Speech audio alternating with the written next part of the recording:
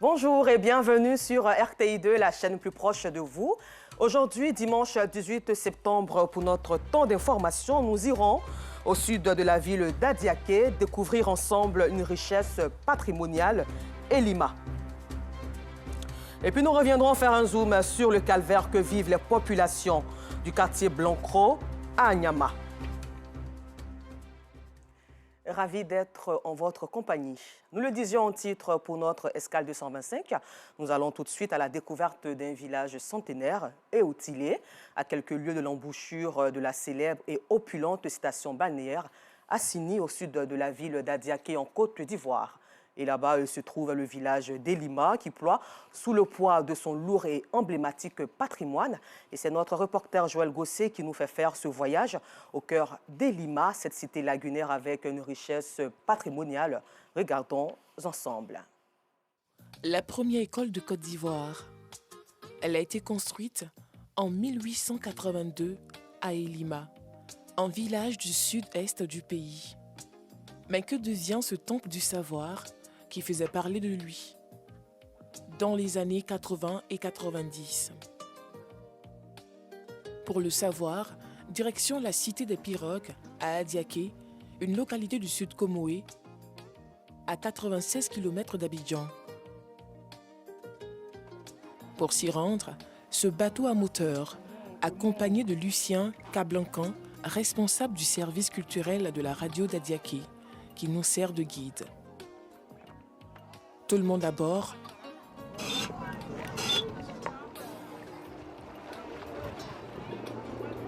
Le bateau s'élance sur la lagune Abi.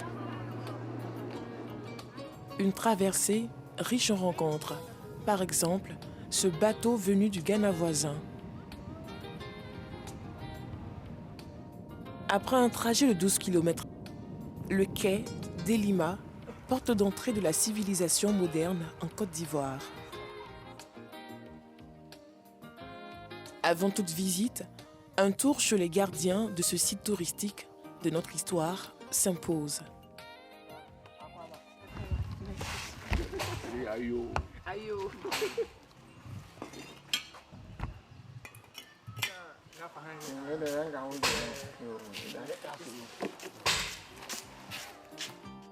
Une fois les civilités accomplies, la visite peut commencer.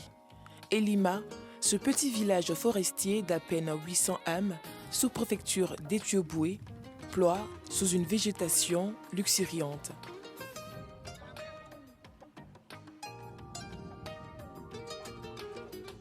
À quelques mètres du quai, des piliers et les restes d'un mur indiquant qu'une bâtisse a existé à cet endroit. Il s'agit de la première école de Côte d'Ivoire. Amondoufou II avait plutôt des tendances anglophones et avait commencé à faire clin d'œil aux colons anglais qui étaient déjà installés au Ghana. Et Atuvédié a eu vent de ce que Amondoufou II était en train de faire appel aux colons anglais. Donc, il informe la France et la France lui donne l'autorisation d'implanter un drapeau sur ce site, mais en y construisant bien entendu une école. Et donc, il obtient l'autorisation et il construit cette école. Plusieurs enfants des villages environnants sont envoyés dans cette école primaire. L'établissement scolaire démarre avec un effectif de 20 élèves. Il avait besoin des interprètes aussi. C'est ce qui aussi l'a motivé de créer aussi l'école.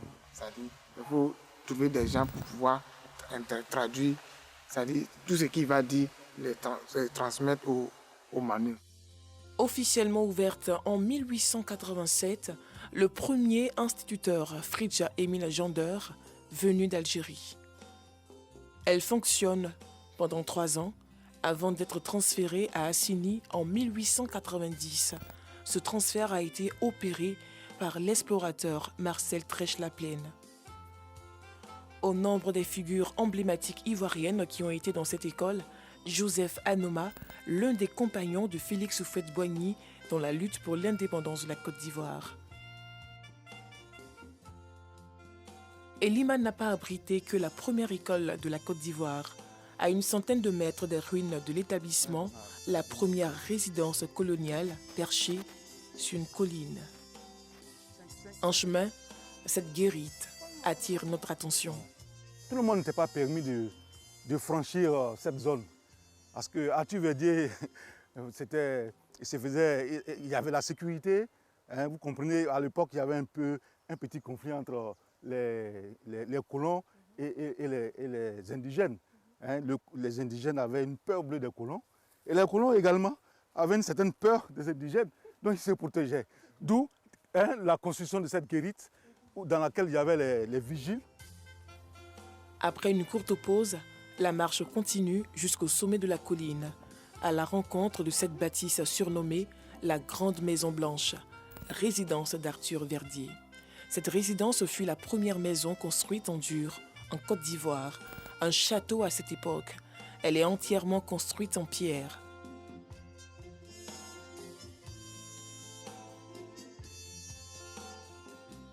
C'est ici que les colons ont élaboré leur plan de pénétration de la Côte d'Ivoire. Visiblement, la broussaille s'est emparée des lieux. Le bâtiment fait de matériaux très résistants encore visibles à l'épreuve des pluies torrentielles et de l'usure du temps a perdu de sa superbe. La nature, ayant horreur du vide, a repris son droit. Trèche-la-Plaine a séjourné dans ce bâtiment. La plupart de tous les colons ont séjourné ici. Si rien n'est fait, ce bâtiment sera complètement détruit. Donc il faut sauver le bâtiment. Ça, c'est la première résidence officielle de Côte d'Ivoire.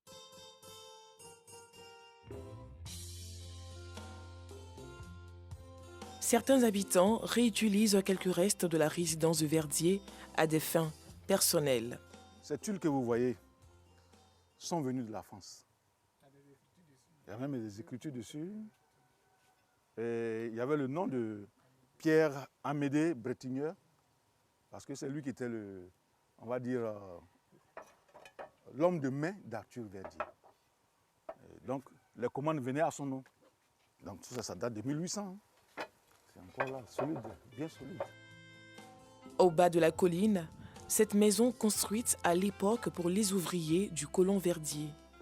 Ce logement appartenait au chef manœuvre. Donc, c'est-à-dire, ceux qui travaillent ici ne venaient pas de la région. Parce qu'ils venaient du nord, c'est-à-dire le Mali, le Burkina. Et c'est là-bas que le colon partait chercher ces gens pour venir travailler. En plus de la première école et de la première résidence, Elima a accueilli sur les rives de la lagune Abi les premières locomotives de la Côte d'Ivoire. Arthur Verdier avait fait installer un chemin de fer. Il a fait venir une locomotive. Et c'est cette locomotive qui servait à tracter ces bacs à charger le café et le cacao. Ces décombres de ferraille jonchent le site, témoins inanimés d'une période faste. Elima a également abrité la première unité industrielle de transformation du café-cacao et a vu sortir de ses terres en 1870 le premier édifice moderne avec des matériaux importés sous l'appellation de Société des plantations d'Elima, SPE. Le café était d'abord séché et ensuite transporté ici pour être décortiqué, torréfié et ensuite transporté en France. À ce joyau architectural datant du XVIIIe siècle s'ajoute ce centre de santé. Il y avait tout un monde à Elima, c'est ici qu'ils venaient se soigner. Voilà ce qui reste de cette infirmerie. La cité d'Elima, après avoir servi de porte d'entrée du savoir et de la culture du café et du cacao en Côte d'Ivoire, est aujourd'hui à la traîne, alors qu'au Ghana voisin, la première école occidentale créée à Cape Coast, à la même époque, est aujourd'hui un grand centre d'éducation. Le souhait des populations d'Elima, mettre fin au balbutiement du développement dans cette partie du pays délaissée après l'époque coloniale.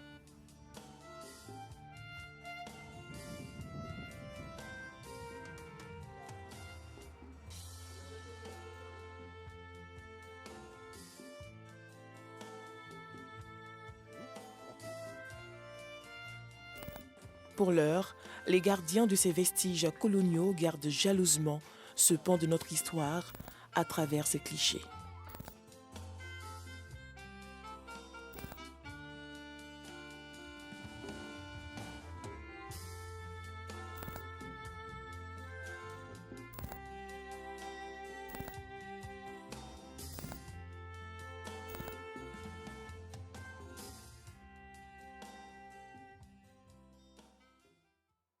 Toutes choses à présent, voies dégradées et impraticables, difficiles donc pour les riverains de se déplacer sans inconvénient. Le quartier Blancro dans la commune d'Anyama est dans un état de délabrement à cause du mauvais état de la route. Tous les efforts des habitants sont restés vains. Clarisse Kanyala et Georgette Ido Fofana l'ont constaté. Notre problème, c'est la voie. On a besoin de la route. Le problème des routes là, en tout cas, c'est beaucoup fatigant. Tous les jours, moi, ma femme est couchée à l'hôpital. Puis le mototaxi l'a fait tomber tout dernièrement avant la semaine passée. Voici la voie dégradée dont il s'agit. La seule qui mène dans le sous-quartier Blancro, dans la commune d'Anyama. Une voie impraticable, devenue un cauchemar pour les riverains depuis bientôt 10 ans. Elle trouble leur sommeil et leur quiétude. Ce n'est pas qu'on est à Abidjan.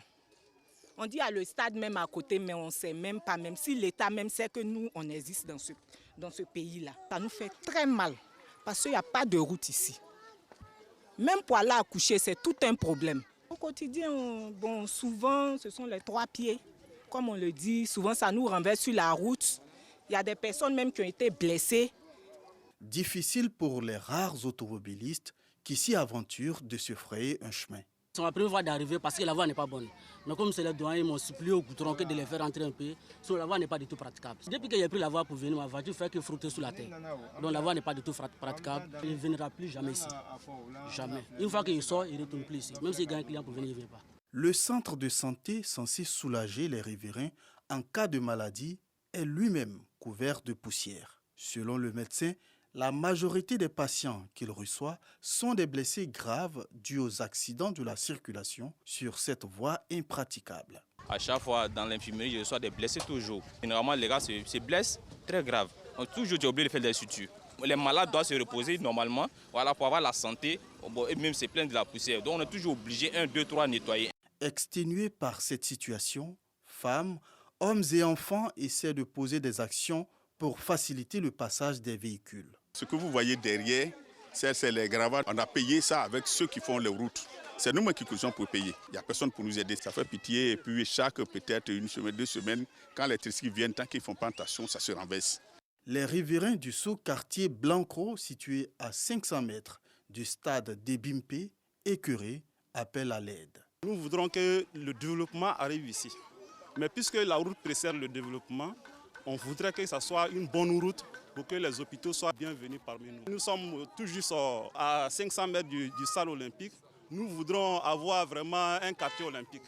Blancro compte plus de 10 000 âmes. Et chaque jour, c'est la peur au ventre que les populations de ce sous-quartier d'Anyama empruntent la seule voie qui mène dans leur quartier. Une voie cauchemardesque. Vivement que les voies vives de la cité de la Kola s'empressent de régler cette situation. Et soulignant qu'il était plutôt commenté par Clément Boko. Qu'est-ce qu'on ne ferait pas pour la paix sans laquelle on ne peut parler de développement? Je remercie son éminence Pietro Parolin, secrétaire d'État du Vatican pour la messe d'action de grâce qu'il a célébrée ce vendredi à Rome pour la paix, retrouvée en Côte d'Ivoire. La paix et la cohésion sociale demeurent donc notre acquis le plus précieux et soutiennent les progrès socio-économiques de notre pays. Nous devons donc les préserver à tout prix. Tels sont les propos d'Alassane Ouattara, président de la République de Côte d'Ivoire, lors de son récent séjour à Rome. Et puis, note triste dans ce journal, le Royaume-Uni, les médias du monde entier ont convergé vers Westminster, où le cercueil de la reine Elisabeth II est installé pour son enterrement qui aura lieu demain lundi 19 septembre. Des dizaines de chefs d'État sont attendus. Voilà, c'est tout pour aujourd'hui. L'information revient à 19h30 sur RTI2, la chaîne plus proche de vous, avec Alassane Drabo, Pargain.